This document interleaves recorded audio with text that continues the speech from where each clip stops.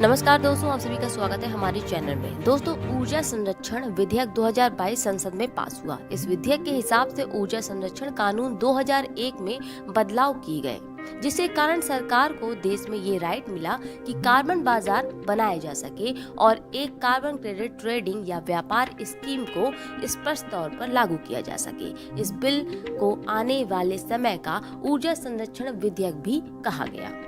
दोस्तों, global warming जैसे खतरे को आज कौन नहीं जानता और इसी से बचने के लिए यह समय की जरूरत भी हो चली है, जिस पर दुनिया भर के देशों ने यह सहमति भी दी है। कार्बन बाजार से 2070 तक नेट जीरो उत्सर्जन का लक्ष्य प्राप्त करने में किस तरह सहायता मिल सकती है, आइए आज हम इसी विषय पर आपके सामने चर्चा करेंगे कि कार्बन बाजार क्या है, कार्बन क्रेडिट क्या है और इससे होगा क्या। दोस्तों, 2015 के पेरिस समझौते की माने तो इसके लिए अब तक करीब 170 देशों ने अपने नेशनली डिटरमाइंड कंट्रीब्यूशन (NDC) पेश किए हैं। इनके बीच इसे हर 5 साल में इसे अपडेट करने पर भी सहमति है। NDC उन देशों की ओर से जो 2070 तक नेट जीरो कार्बन उत्सर्जन का लक्ष्य हासिल करने के लिए उनकी जलवायु के प्रति वचनबद्धता यानी एग्रीमेंट है। नेशनली डिटरमाइंड कंट्रीब्यूशन यानी NDC को प्राप्त करने के लिए कई देशों में एक राहत रणनीति को काफी पसंद किया जा रहा है। इस रणनीति को कार्बन बाजार कहा गया। नवंबर 2021 में ग्लासगो में COP26 जलवायु परिवर्तन शिखर सम्मेलन के दौरान वार्ताकारों ने वैश्विक carbon credit offset trading market बनाने पर सहमति व्यक्त की थी। कार्बन क्रेडिट, इसे कार्बन ऑफसेट के रूप में भी आप समझ सकते हैं, वातावरण में ग्रीन हाउस उत्सर्जन में कमी लाने की दिशा में मिलने वाला एक क्रेडिट है, जिसका उपयोग सरकारों, उद्योग या व्यक्तियों द्वारा उत्सर्जन के लिए हुए नुकसान के रूप में किया जा सकता है। इसके द्वारा आसानी से उत्सर्जन को कम नहीं कर पाने वाले उद्योग वित्तीय लागत वहन कर अपना संचालन कर सकते हैं। Carbon credit camp and trade model पर आधारित है, जिसका उपयोग 1990 के दशक में सल्फर प्रदूषण को कम करने के लिए किया गया था। तो दोस्तों, आसान भाषा में कहें तो कार्बन बाजार कार्बन उत्सर्जन के आधार पर एक कीमत वसूलने का माध्यम है। इसके लिए कार्बन ट्रेडिंग सिस्टम की स्थापना की गई, जहां कार्बन क्रेडिट यानी खरीदी या बेची जा सकती है। एक तरह से कार्बन क्रेडिट व्यापार योग्य परमिट जैसा है। यूनाइटेड नेशंस के स्टैंडर्ड की बात करें तो इसे 1 टन कार्बन डाइऑक्साइड हटने, कम होने या वातावरण से छटने के तुलनात्मक रूप में तय किया जा सकता है।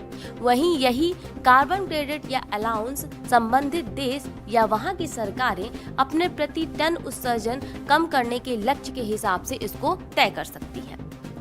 दोस्तों, इसके लिए भारत का आयोग, जिसे नीति आयोग कहते हैं, ने राष्ट्रीय स्तर पर निर्धारित योगदान NDC एशिया के लिए परिवहन पहल TPA के भारत घटक को लॉन्च किया है। इस कार्यक्रम के भारतीय घटक को कैसे आगे बढ़ाया जाए, उसके लिए भारत सरकार की ओर से नीति आयोग ही यूनिट के रूप में काम कर रहा है। राष्ट्रीय स्तर पर निर्धारित योगदान एशिया के लिए परिवहन पहल का उद्देश्य है ऐसे वाहनों को आगे बढ़ाना जो कार्बन उत्सर्जन ना करते हों, यानी भारत, वियतनाम और चीन में गैर कार्बनीकृत परिवहन को प्रोत्साहन देना।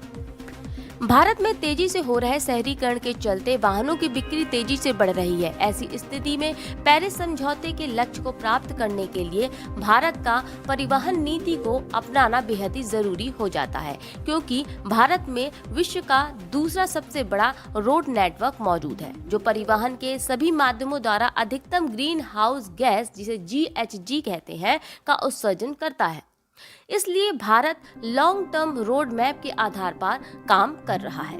यह कार्यक्रम देश में इलेक्ट्रिक गतिशीलता को बढ़ावा देने में मदद करेगा। साथ इससे नीतिगत विकास, इलेक्ट्रिक वाहन बुनियादी ढांचे के विकास और भारत में इलेक्ट्रिक वाहनों के बड़े स्तर पर प्रयोग को समर्थन भी मिल पाएगा। के लक्ष्य पर नजर डालें तो इसका लक्ष्य है ग्रीन हाउस गैस और परिवहन मॉडलिंग की क्षमता को मजबूत करना, ग्रीन हाउस गैस उत्सर्जन को कम करने के लिए तकनीकी सहयोग प्रदान करना, देश में गैर कार्बनिक परिवहन हेतु हितधारकों के लिए संवाद मंच की एक तरह से शुरुआत करना, जलवायु परिवर्तन से निपटने में परिवहन क्षेत्र संबंधी कार्यों का वित्त पोषण करना, साथ ही साथ इलेक्ट्रिक वाहन की मांग और आपूर्ति नीति पर नीतिगत सिफारिशें देना। तो दोस्तों अब चलते चलते एक बार ये बता दें आपको कि कार्बन बाजार से किस तरह का फायदा किनको मिलेगा। दोस्तों कार्बन बाजार उन ऑर्गेनाइजेशंस के लिए काम करता है जो कार्बन क्रेडिट के विकास, व्यापार और परामर्श कार्य में लगे हुए हैं और जो जीवाश्म ईंधन उत्पादन क्षमता के विकास को रोक रहे हैं। वहीं इस बाजार के अंतर्गत आने वाले कार्बन क्रेडिट से भारत जैसे और दूसरे विकासशील देशों को देश के कार्बन लक्ष्यों को पाने में जो लगे हैं उन्हें आर्थिक तौर पर मदद मिल पाएगी। वर्ष 2021 में वैश्विक कार्बन क्रेडिट बाजार में 164% की वृद्धि हुई और वर्ष 2030 तक इसके लिए 100 बिलियन अमेरिकी डॉलर को पार करने की उम्मीद भी है।